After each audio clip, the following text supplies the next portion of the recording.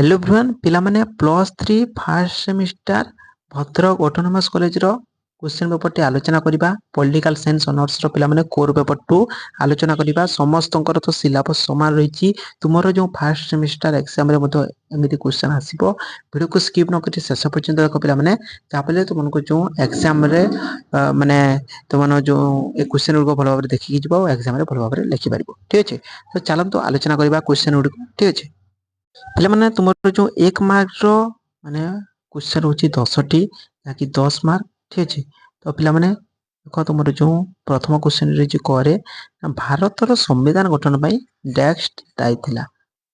ठीक अछि तापरे ख नंबर रे राजनीति रो नीति राज्य रो शासन को मार्गदर्शन करिथे। राजनीति रो डेक्स नीति राज्य रो शासन को मार्गदर्शन करिथे। पिला माने आर आंसर समस्त कमेंट रे हिसाब जणेबो। नेक्स्ट रही डेक्स गठन एवं कार्यकारिता आईनगत प्रक्रिया द्वारा नियंत्रित होइते।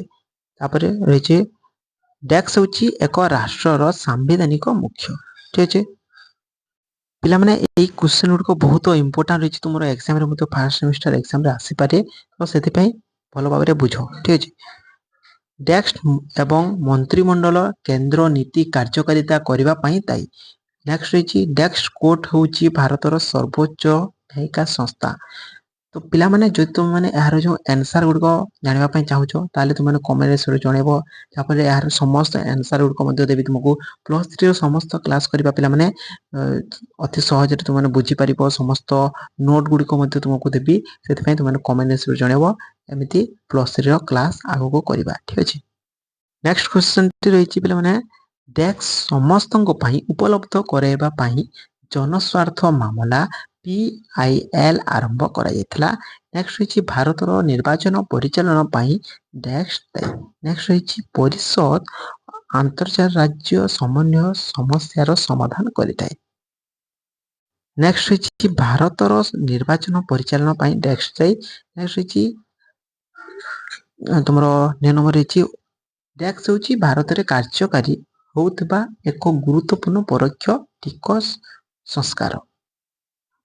पिला माने तापर रहिछि तुमरो 2 मार्क रो 9 टी क्वेश्चन जाकि 18 मार्क। तो यार जो क्वेश्चन उठको देखिबा क नंबर रहिछि भारतीय संविधान रे प्रस्तावना रो महत्व कोन। पिला माने एई जो 2 मार्क रो सिलेक्टेड क्वेश्चन जदि भी दरका कमेंट रे जणेबो। तुमरो जो एग्जाम रे निश्चय भाबरे आसीबो सिलेक्टेड गुडी को देबी तुमको। ठीक अछि नेक्स्ट क्वेश्चन रही 2 मार्क रो तुमरो भारतीय नागरिकों को दुईटी मौलिक कर्तव्य विषय रे पिला माने लिखिबो। तुमरो भारतीय नागरिक जो कर्तव्य गुडी को रहिछि सेथरु दुईटी कर्तव्य विषय रे तुम माने भलो भाबरे आलोचना करिबो। ठीक अछि तापरे संविधान सभार भूमिका विषय रे संक्षिप्त भाबरे वर्णना करो। संविधान रो जो भूमिका गुडी को रहिछि से भूमिका को भलो भाबरे तुम माने वर्णना करिबो। बुझियला नेक्स्ट रहिछि संसद रे आईनगत प्रक्रिया वर्णना करिबो। संसद रो आईन प्रक्रिया को भलो भाबरे वर्णना करिबो। बुझियला नेक्स्ट क्वेश्चन रहिछि गोटिए राज्यर राज्यपाल को मुख्य दायित्व कोन।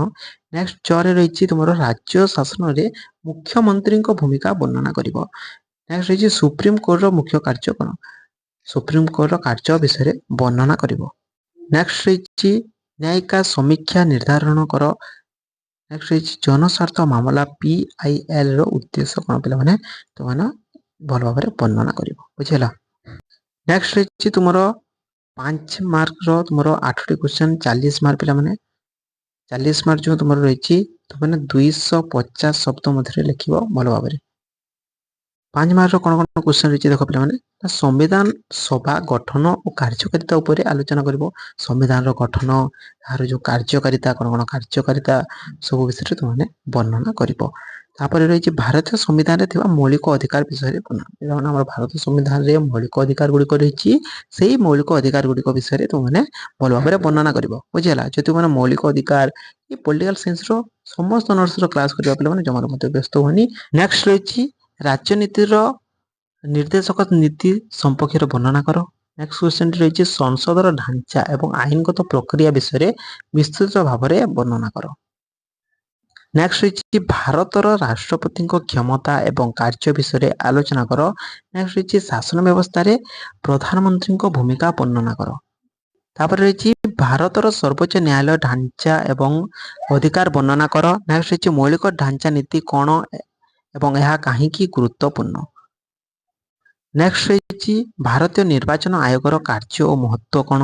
ନେକ୍ସଟ ରହିଛି ନୀତି ଆୟୋଗର ଉଦ୍ଦେଶ୍ୟ ଏବଂ କାର୍ଯ୍ୟ ବିଷୟରେ ବର୍ଣ୍ଣନା କର। ନେକ୍ସଟ ରହିଛି ତୁମର 8 ମାର୍କର ତୁମର 4ଟି କ୍ୱେଶ୍ଚନ ପିଲାମାନେ। 8 ମାର୍କର 4ଟି କ୍ୱେଶ୍ଚନ କ'ଣ ଦେଖିବା। ଭାରତର ସାମ୍ବିଧାନିକ ଶାସନ ଗଠନରେ ପ୍ରସ୍ତାବନାର ଭୂମିକାକୁ ବିଶ୍ଳେଷଣ କର। ତାପରେ ନେକ୍ସଟ ରହିଛି ମୌଳିକ ଅଧିକାର ଏବଂ ରାଜନୀତିର ନିର୍ଦ୍ଦେଶକ ନୀତି ମଧ୍ୟରେ ପାରସ୍ପରିକ ସମ୍ପର୍କର ମୂଲ୍ୟାଙ୍କନ କର। ନେକ୍ସଟ ଲଙ୍ଗ କ୍ୱେଶ୍ଚନରେ ରହିଛି ଭାରତୀୟ ସଂଘୀୟ ବ୍ୟବସ୍ଥାରେ ରାଷ୍ଟ୍ରପତି ଏବଂ ରାଜ୍ୟପାଳଙ୍କ କାର୍ଯ୍ୟନିର୍ବାହୀ କ୍ଷମତାର ବିଶ୍ଳେଷଣ କର।